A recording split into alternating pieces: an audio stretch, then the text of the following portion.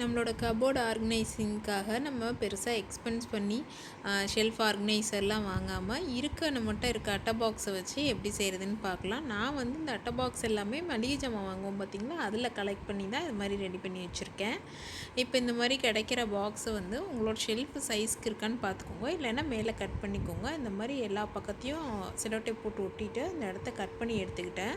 இப்போ இந்த மாதிரி கட் பண்ணி எடுத்தோன்னா நம்ம வாங்குகிற ஆர்கனைசர் மாதிரியே தான் இருக்கும். எடுக்கிறதுக்கு இந்த ஒரு கேப் மட்டும் கட் பண்ணிக்கிட்டேன். ஃபுல்லாக செலோ டேப் போடலை அப்படின்னா இந்த மாதிரி ஜஸ்ட் கார்னர்ஸை மட்டும் கூட செலோ டேப் போட்டு ஜாயின் பண்ணிக்கோங்க. அடுத்து இந்த மாதிரி நியூஸ் பேப்பரை வந்து அந்த கீழே பேஸ்க்கு வச்சுக்கிட்டேன். ஏன்னா அந்த கேப் இருக்கும் பார்த்திங்களா அட்டை பாக்ஸில், அது வழியாக வந்து ஏதாவது போய் டஸ்ட்டு சேராமல் இருக்கிறதுக்காக இந்த மாதிரி ஜஸ்ட்டு பேஸுக்காக ஒரு நியூஸ் பேப்பரை வந்து செட் பண்ணிக்கிட்டேன். நான் இந்த மாதிரி ஒரு 2 பாக்ஸ் ரெடி பண்ணி வச்சுக்கிட்டேன். அடுத்து இந்த மாதிரி ட்ரெஸ்ஸை வந்து அந்த பாக்ஸோட லென்த்துக்கு ஏற்ற மாதிரி வச்சிங்கன்னா ஸ்பேஸ் வந்து அதிகமாக வேஸ்ட் ஆகாது. உங்களுக்கு நிறையா ட்ரெஸ்ஸு வந்து வைக்கிற மாதிரி இருக்கும். இல்லை இதையே வந்துட்டு நீங்கள் 2ஆகவும் பிரித்து வைக்கலாம்.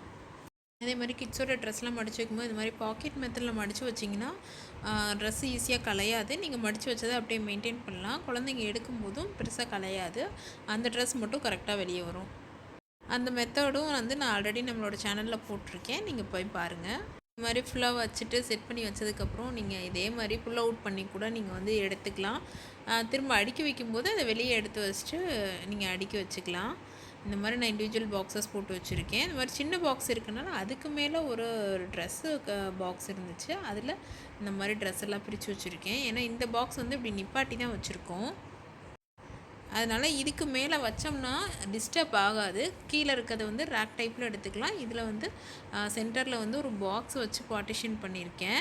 அதனால் வந்துட்டு ஒன்றோட ஒன்று மிங்கிள் ஆகாது.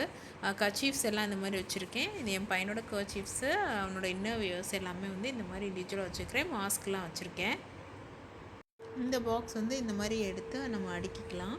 இந்த மாதிரி வந்து நீட்டாக அடுக்கி வச்சுட்டு இப்படி ஸ்ட்ரைட்டாக வச்சோம்னா எடுக்க ஈஸியாக இருக்கும். மேலே வைக்கிற ட்ரே வந்து இதுக்கு மேலே டிஸ்டர்ப் ஆகாது. அதே மாதிரி என்னோடய ரேக்கையும் ஆர்கனைஸ் பண்ணியிருக்கேன். இதில் பார்த்திங்கன்னா இந்த பாக்ஸ் வந்து ஸ்ட்ரைட் பாக்ஸாக இருக்குது. இந்த மாதிரி கீழே ஹோல் போட்டுக்கிட்டோன்னா நம்ம வந்து ஒரே ட்ரெஸ் ரிப்பீட் ஆகாமல் இருக்கும் இல்லையா, அந்த மாதிரி மேலே வைக்க கீழே வந்து நம்ம பழசு எல்லாமே எடுத்துகிட்டே வரலாம். ஒன்று ஒன்றா ரீசெண்டாக துவைச்சதெல்லாம் மேலே வச்சுக்கலாம். அதுக்காக இந்த மாதிரி வச்சுருக்கேன். இந்த மாதிரி இடத்துல ஸ்பேஸ் இப்போ நம்ம கூட இருக்குது பார்த்திங்கன்னா, அந்த பாக்ஸ் மேலேருந்து நம்ம வைக்கும்போது மட்டும்தான் வைப்போம். ரெகுலராக எடுக்கும்போது தேவை இருக்கா, அடுத்து துவைக்கும் போது தான் மேலே வைப்போம். அப்போ அந்த மாதிரி ஒரு ட்ரே வந்து நம்ம மேலேயும் வச்சுக்கலாம். ஸ்பேஸ் நிறையா கிடைக்கும். இந்த மாதிரி நான் பாக்ஸ் வந்துட்டு நம்மளோட மெட்டீரியல் சைஸ்க்கு ஏற்ற மாதிரி ஆர்கனைஸ் பண்ணி வச்சுருக்கேன். ஸ்ட்ரைட்டாக நிற்க வச்சு இந்த மாதிரி வந்து ஷெல்ஃப் டைப்பில் வச்சுருக்கேன் பாக்ஸை, நம்ம எடுக்கிற திங்ஸை. அடுத்தது என்னோடய ஷால்ஸ்லாம் வந்து தனியாக தான் வச்சுருக்கேன். ஏன்னா வந்து நம்ம 2 சைடு ஷால்ஸ்க்கு 2 சைடுமே வந்து ஆல்ரெடி பாக்ஸ் இருக்கனால அது வந்து மிங்கிள் ஆகாது. பட் எனக்கு அடுத்து பாக்ஸ் வரும்போது கூட நான் ஃபிட் பண்ணிடுவேன். பேண்ட்டுக்கு பாக்ஸ் வச்சுருக்கேன். அடுத்தது வந்து புதுசாக துவைச்சி வைக்கிற துணியை வந்து எந்த துணி ரிப்பீட் ஆகாமல் இருக்க ஏற்கனவே இருக்கிறத ஃப்ரண்ட்டில் வச்சுருக்கேன். புதுசாக துவைக்கிறத இந்த மாதிரி உள்ளே வச்சுக்கிட்டேன். இந்த மாதிரி என் ட்ரெஸ்ஸஸ் எல்லாமே வந்து ஆல்டர்னேட்டாக பாக்ஸஸ் இருக்க மாதிரி வச்சுக்கிட்டேன். நான் எல்லாமே பாக்ஸ் வச்சு ரொம்ப கன்ஜஸ்டடாக இருக்கும்னு ஒன்று ஆல்டர்னேட் வச்சுருக்கேன். நான் என் பையனோடதில் மேக்ஸிமம் பாக்ஸஸில் வச்சுருக்கேன். ஏன்னா கிட்ஸ் வந்து களைச்சிடுவாங்க இல்லையா, ரெகுலர் ட்ரெஸ்ஸஸ்ஸு, ட்ரௌசர்ஸ் அண்ட் பேண்டஸ் தனியாக, இன்னர் வியர்ஸ் எல்லாம் இந்த மேலே இருக்க பாக்ஸில்.